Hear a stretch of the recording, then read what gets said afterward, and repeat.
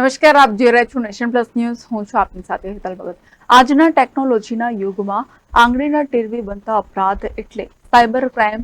Mobile, computer, tablet, laptop દ્વારા ઇન્ટરનેટના માધ્યમથી કાયદા કાનૂનનો ભંગ કરીને થતી છેતરપિંડી અને અપરાધ સામે રક્ષણ આપવા માટે ગુજરાત પોલીસ સાયબર ક્રાઇમ હવે સજ્જ થઈ છે.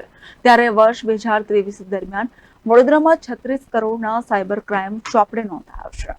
વડોદરામાં વર્ષ 2023 દરમિયાન વડોદરા સાયબર ક્રાઇમમાં 5000થી વધુ જેટલી સાયબર ક્રાઇમ થયાની અરજીઓ મળી. તેમાંથી ઘણા અરજીઓનો નિકાલ વડોદરા સાયબર ક્રાઇમ દ્વારા કરવામાં પણ આવ્યો છે.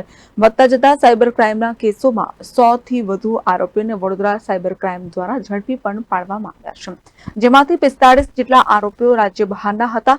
મોબાઈલ, કોમ્પ્યુટર, લેપટોપ, ટેબ્લેટ દ્વારા ઇન્ટરનેટના માધ્યમ વડે કોઈપણ પ્રકારની લાલચ, છેતરપિંડી, ધાકધમકી, નાણાકીય ફ્રોડ, અપમાનજનક ભાષાનો પ્રયોગ, પાસવર્ડ કે અન્ય ડિજિટલ ડેટાની ચોરી કરવી જેવા ગુના એટલે સાયબર ક્રાઇમ ગણવામાં આવે છે. વર્તમાન પરિસ્થિતિમાં સાયબર ક્રાઇમ વધ્યું છે.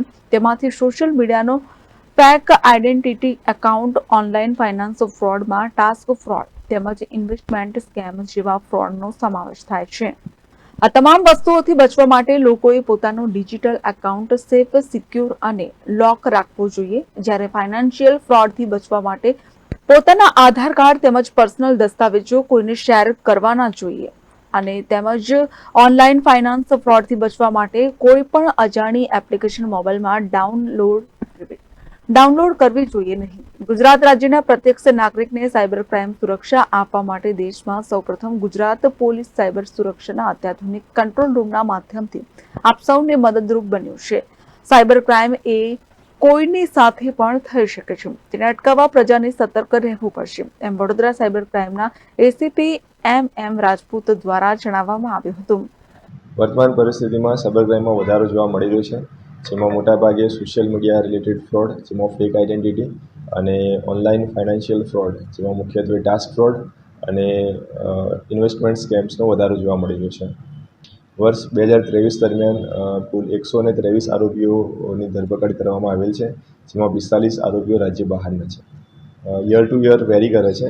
2023 દરમિયાન લગભગ 36 કરોડનો ફાઇનાન્શિયલ ફ્રોડ વડોદરા સિટીમાં નોંધાયેલ છે. મુખ્યત્વે તમારે જે ડિજિટલ પ્રોફાઇલ છે એને સેફ એન્ડ સિક્યોર રાખવી જોઈએ, એને લોક્ડ રાખવી જોઈએ. અને ફાઇનાન્શિયલ ફ્રોડ રિલેટેડમાં તમારા જે પણ આધાર કાર્ડ છે, બેંક ડિટેલ્સ છે, એ વધારે કોઈને શેર ન કરવી જોઈએ. સાથોસાથ તમને કોઈ પણ અજાણી એપ્લિકેશન થી કોઈ લિંક મળે છે તો તે ન ડાઉનલોડ કરવી જોઈએ. અને સાયબર ક્રાઇમ થયેથી 1930 પર તાત્કાલિક કોલ કરવો જોઈએ અને નજીકના પોલીસ સ્ટેશનનો સંપર્ક કરવો જોઈએ. કેમેરામેન નવનીત પરમારની સાથે Satyam Nivaskar, nation plus news, Vadodara.